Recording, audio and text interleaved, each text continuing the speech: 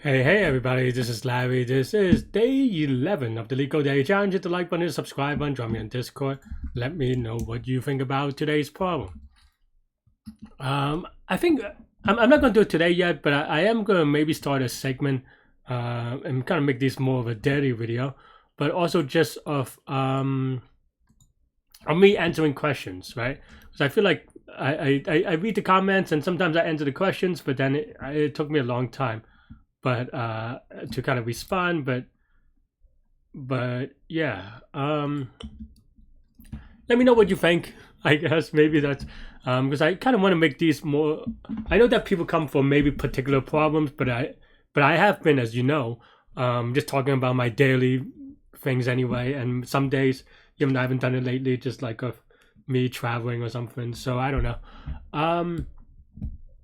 Yeah, today I end up squatting and just doing a lot of stretching and stuff. I feel like I haven't stretched enough, but I squatted to 15, which is not that big, but getting up there slowly. 10 pound, 10 pound, 10 pound, and yeah, we'll see how it goes. That's it.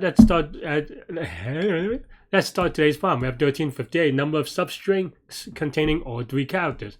So you have A, B, and C. Return the number of substrings containing at least one occurrence of all these characters. Okay. I think this is a. Yesterday we definitely struggled.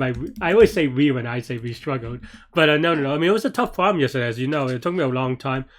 I forgot. I remember even the first time I saw it that I was like, "Oh, that trick is really nice," but I kind of missed it. But today, it seems like the one is a little bit easier. The idea is still contribution, right? Meaning for each character, if this character is the last character, what is contribution? And the contribution is the degree of freedom that we have after visiting or after seeing A, B, and C, right? And what I mean by that is that let's say we have here, and without loss of just like let's start a random thing. Let's say we have A, right? Well, how many characters do we have to get to the left before we have A, B, and C? Well, we have A, C, and then B, and then now we have all three characters. And then once we have all three, then now everything in the left of it will be the degree of freedom, right? Meaning that you could choose how long to go. Imagine that you have like more characters. And then now you have A, B, C, not in that order. Then now all of these characters, let me move to our. All these characters, we can choose 0 character, 1 character, 2 character, 3, and then that's the degree of freedom, right? We can choose which number we want to, and then all that we just add here. Yeah, I think there may be ways that we can think about this, but or like I think once you have the idea, the next part is going to be come up with the data structure, right, to kind of allow you to answer this query. And there are a lot of ways you can think about this one for sure. The way that I want to think about it is that, okay, well here, there's only 3 characters, so maybe I could abuse that, right? And the way that I would abuse it is just, okay, there are 3 characters. Let me know where the last A is, last B is, last C is, and then everything before that, we can just go, right? So that's it. That's what I'm going to do. So we have last A is equal to, I don't know. Actually, it's a character. Yeah, right, something like this. I mean, you could definitely write more general and maybe even cleaner code, but it's also okay if we don't, I think. Right? Or like, you should still, of course, write clean code, but I mean, like, it doesn't have to be. You don't have to solve the general problem all the time. I mean, or at least if you are going to want to solve the more general version, one is think it through, but also maybe upsolve first. Make sure the things that you think are true are true. Also, a random note: I had a very delicious mapo tofu today. Oh, it's so delicious, so delicious. But also because it's very spicy, I think yeah, it is authentic for sure. Anyway, so yeah, and let's just say we have total, right? So.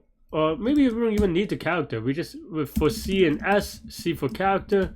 Maybe that's a little bit confusing, but actually no, we do need the I just because we need to update it. Fine. If S sub I is equal to A, right? And actually, I don't mind writing this, but I'm still always trying to learn the switch statements.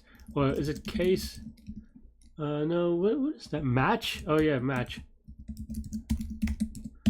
Case A, then we have last A is equal to I. Case B, last B is equal to I. Case C, last C is equal to I. And there are ways you can write this for sure with an array, but I just want to, you know, it's 3, it's fine maybe, right? And then now, if last A is not none, and last B is not none, and last C is not none, then total, we just added equal to, well, we have to get all A, B, and C, so we can want the leftmost. Leftmost is the min, so maybe we do a min, last A, last B, last C. But that's the index, right? How many index can we go to the right? And maybe here we look at an example. If we are here at index 1 is the leftmost, then we have 2 degrees of freedom, right? Because it ends at 1. It ends at index 1, then everything that's 1, and then you everything to the left, right? So it's going to be this plus 1, I think. Maybe I'm wrong. Wrong a lot anyway. But yeah, looks okay. Let's give it a quick submit. Yeah, it looks happy. Yeah, I mean, how would I think? So this is for 3 characters, right? Of course. How would for the people who wants to practice, I think there's actually a good way of doing this for 26 characters, right? One is, of course, you turn these into array, right? Or these into array, which is easy to do, right? And then you have alpha times n, which is 26 times n instead, which is also fine. But think about what I would say if you upsolve it. Think about what you're doing, right? Every time, I mean, maybe you have to handle the none in a better way, but you're getting the min every time, right? And if you're getting min every time, what is a data structure that you can use to get min every time? And I'll leave you with that.